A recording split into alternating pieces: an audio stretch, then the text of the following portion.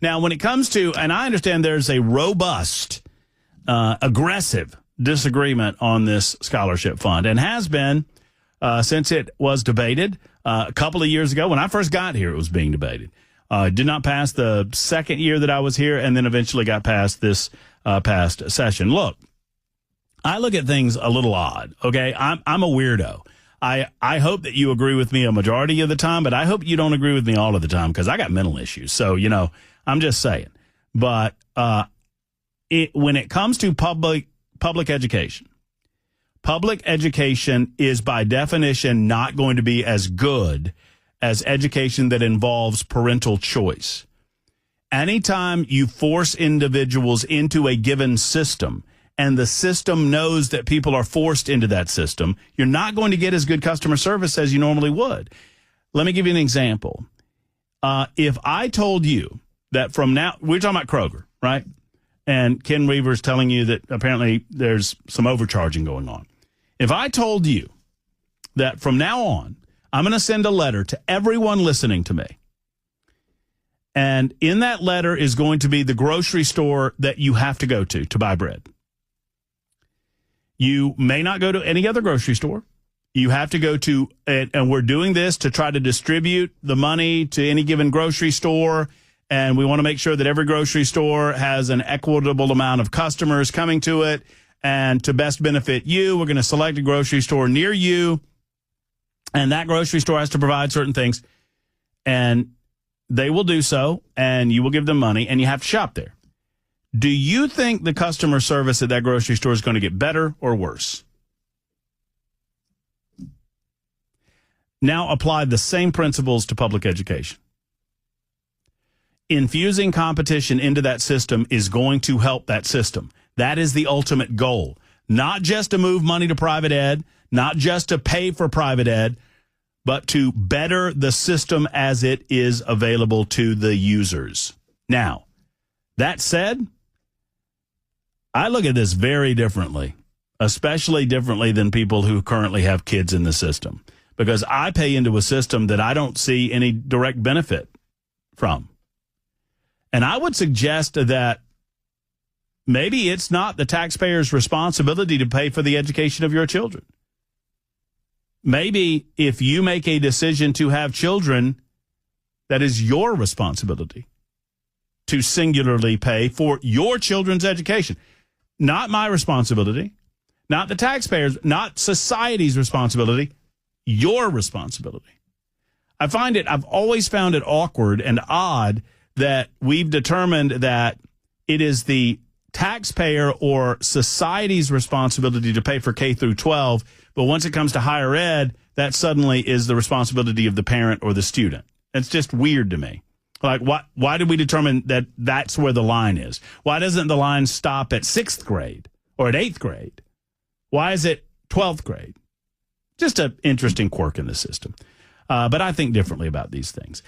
We've been covering the Freddie O'Connell response to Tennessee Highway Patrol and the Immigration and Custom Enforcement safety checks for some time now. And we thought we'd get a different voice on here about it because there are new developments locally that you need to know about. Jason Weakley is the head of the chairman of GOP in Davidson County, and he joins us in studio to talk about the latest developments in Davidson County regarding the mayor, the Metro Council, and their response to some of these safety checks. Hello, Jason. Hey, good afternoon. How are you? I'm doing well. How are you? I'm doing great. Excellent. So let's start here. Freddie O'Connell's response.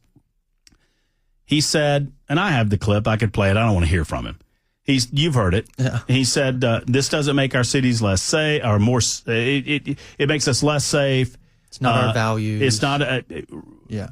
I mean, I don't understand what our mayor's smoking. I mean, we saw the laundry list of criminals that have been taken off the streets. Yeah. Do you support the actions of the Tennessee Highway Patrol and ICE? Absolutely, 100%.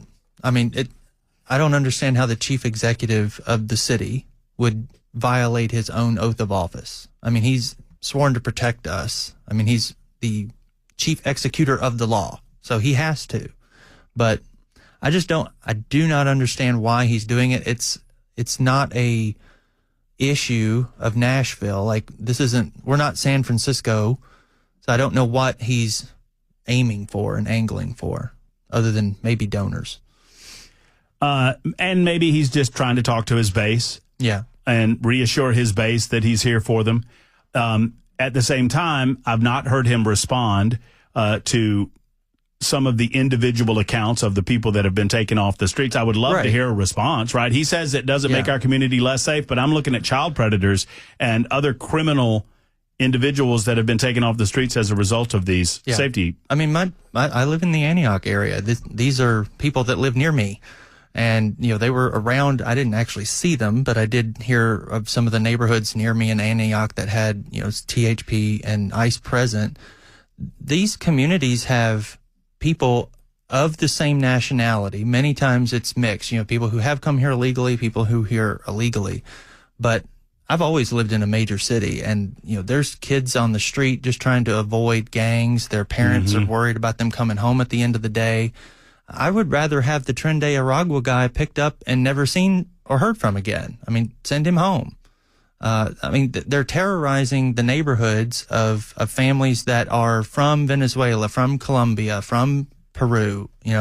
Pick any country in Latin America. We've got the communities here, and the bad guys from home are here, and they didn't come here to see the bad guys. Well, and if you want, and if we want to get down to where, kind of in the weeds, if you subdivide even the illegal alien community amongst those that came here for jobs, that came here for employment and are just laying low, they're not really committing any other criminal behavior or any criminal activity. Right. Those people are being preyed upon by these bad guys. Right. These bad guys know that they can prey on individuals who are not in America legally because they're afraid to go to the police and report some of the criminal behavior. They may have just walked across the border and that's the only crime they've committed. But, they're not going to call 911.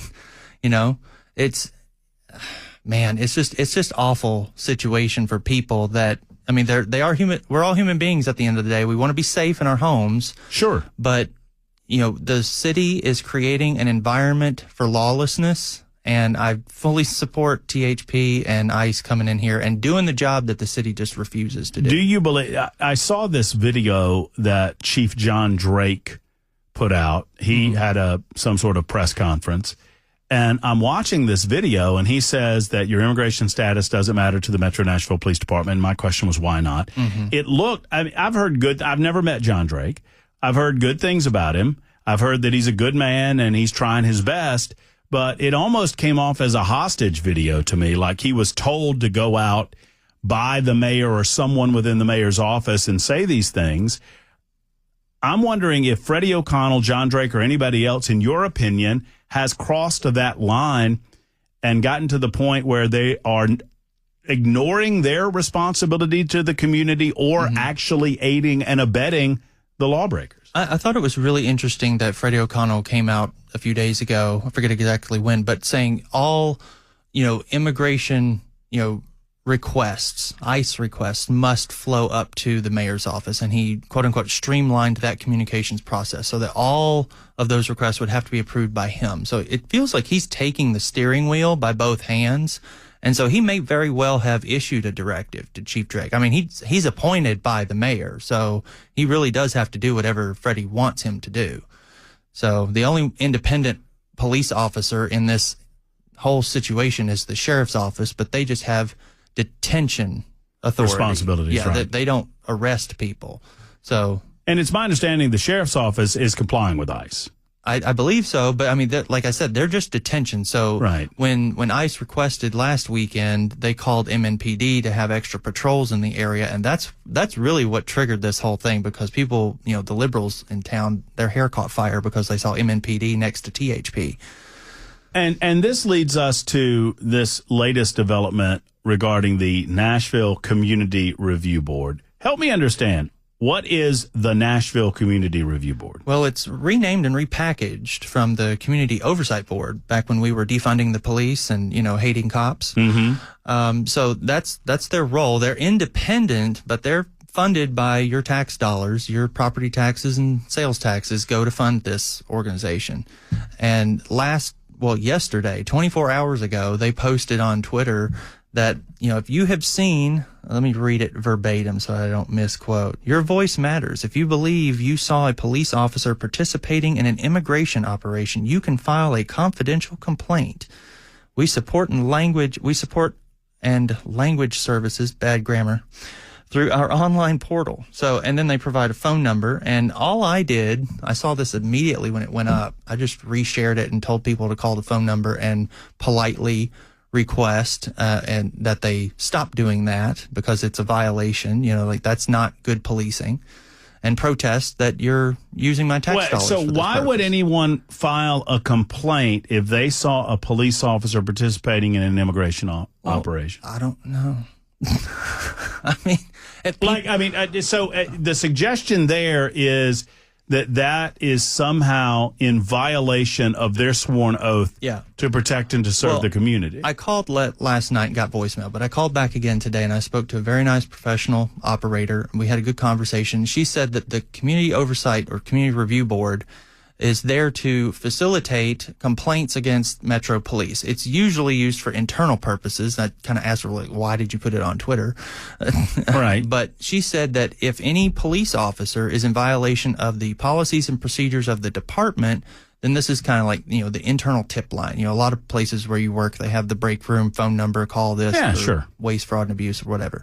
So that's what she explained it as. And I said, I would like to file a complaint against Chief Drake because he is violating his oath of office to protect and serve the citizens of Nashville by refusing to do his job. So that's fair. I mean, that's what she just said to me. So I repeated it back to her and filed a formal complaint against Chief Drake. So you have filed a complaint against Chief Drake? I have. I'm eagerly anticipating that return phone call. I encourage anyone to. Did they leave the telephone number? Yes, it is. You want it? Yeah, I do. 615-880-1801. Do it one more time. 615-880-1801. So 615-880-1801. I would encourage folks to call and perhaps file a complaint against Chief Drake. And we're telling people, these are be polite. Telephone operators. This is their day job. Don't be mean to them. Right. They're not responsible for setting this policy. Yeah. Just tell them you want to file a formal complaint against Chief Drake, and he's not following his oath of office. Jason Weakley is with us with the Davidson County GOP, talking about this nonsense out of the mayor's office. In the few minutes that we have left, though, and by the way, we're going to give those telephone numbers again because several people have said they've called and left messages. So we'll do that again. If you want to call the Nashville Community Review Board. I just want you to respond to this real quick, and then I want to talk property taxes. Here's Freddie O'Connor. Everything in my power consistent with applicable law to protect anyone who calls Nashville home. What's clear today is that people who do not share our values of safety and community have the authority to cause deep community harm. We're still working to determine more about what happened over the weekend, but what we know right now, based on public statements, is that state and federal officials coordinated without us to engage in traffic enforcement actions clearly intended to target immigration concerns. If I didn't know better, it would sound like we were invaded by someone. Right.